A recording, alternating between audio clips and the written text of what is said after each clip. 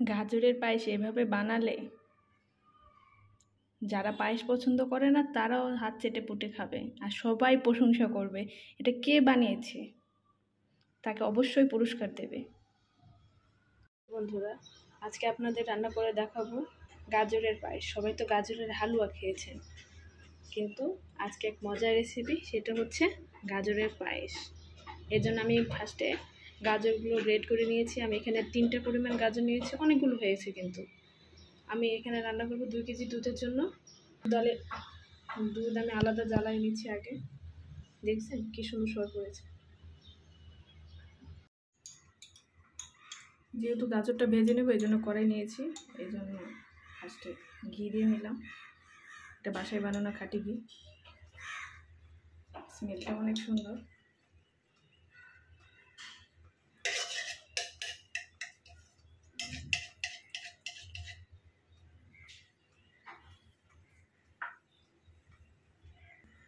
গাজরটা দিয়ে দেবো।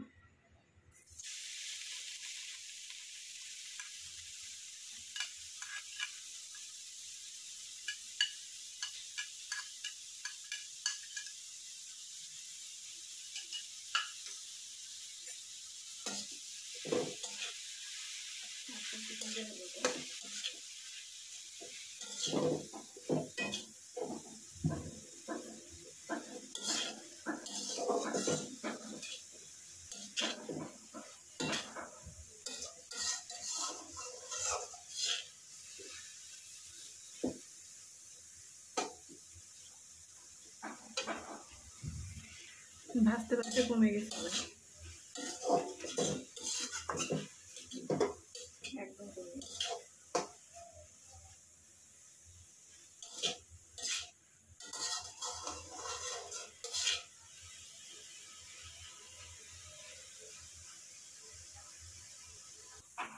গাজর ভাজা হয়ে গেছে, এখন নামিয়ে রাখবো এক সাইড করে।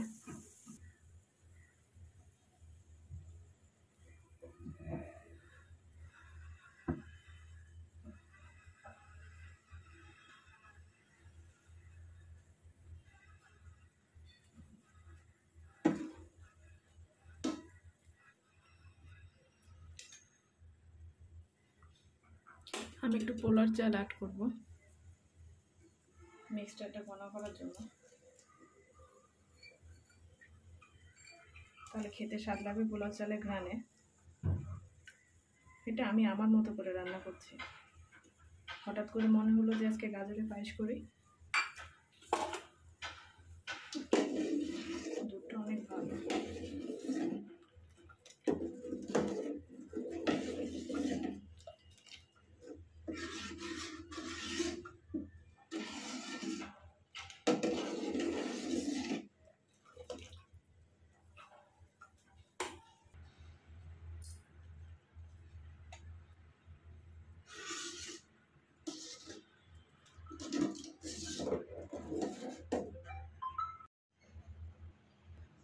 ভেজে রাখা গাজরটা দিয়ে দিব, ঘিয়ে ভেজে রাখা।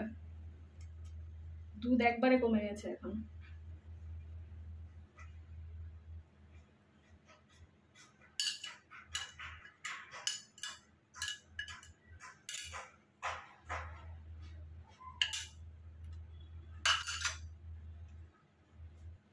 কালারটা কি সুন্দর, মনে হচ্ছে জাফরানের কালার।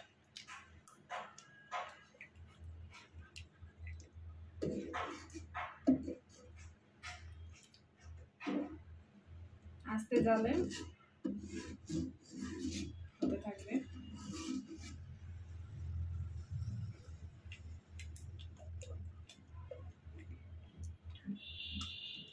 আস্তে আস্তে এভাবে নাড়তে থাকবো।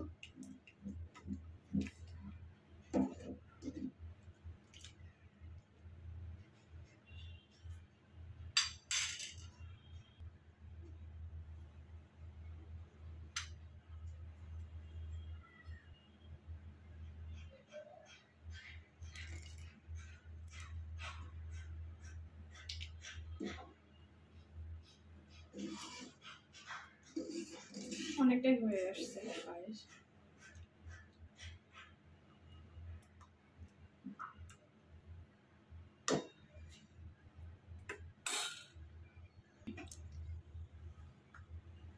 এখন পরিমাণ মতো চিনি দিয়ে দিব।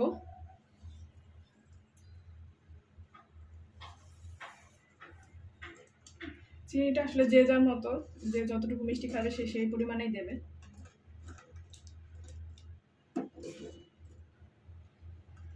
আমার মিষ্টি অল্পই ভালো লাগে, বেশি মিষ্টি হলে আসলে পায়েস খেতে ভালো লাগে না। আর এইভাবে রান্না করে খাবেন, অবশ্যই ভালো লাগবে পায়েসটা, আশা করি। আর সবাই লাইক, কমেন্ট, শেয়ার আর সাবস্ক্রাইব করতে ভুলবে না চ্যানেলটা। আর সবাই আমার পাশে থাকবে।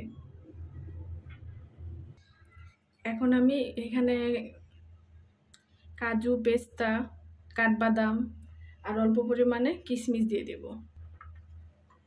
পেস্তা, কাজু, কাঠবাদাম আর এই যে কিশমিশ। এখন ভালোভাবে নেড়ে নেব।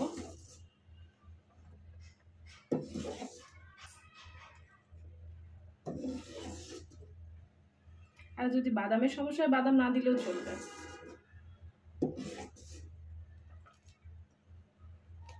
গাজরের পায়েস সেই মজা লাগবে।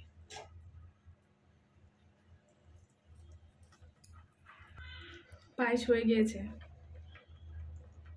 কারণ বলকটা একবারে পায়েস হয়ে গেলে তখন এই বলকটা এরকম আসে। এখন আমি পায়েসটা নামায় নেব। গরম গরম নামিয়ে নিব গাজরের পায়েস। এত সুন্দর কালার হয়েছে, না বানালে বা না দেখলে কেউ বিশ্বাসই করবে না। অনেক সুন্দর হয়েছে কালারটা।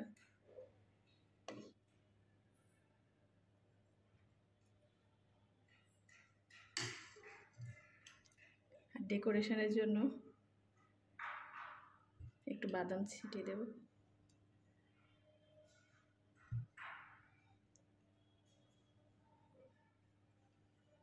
হয়ে গেল আমার গাজরের পায়েস। সবাই ভালো থাকবে আর বানিয়ে অবশ্যই সবাইকে খাওয়াবে।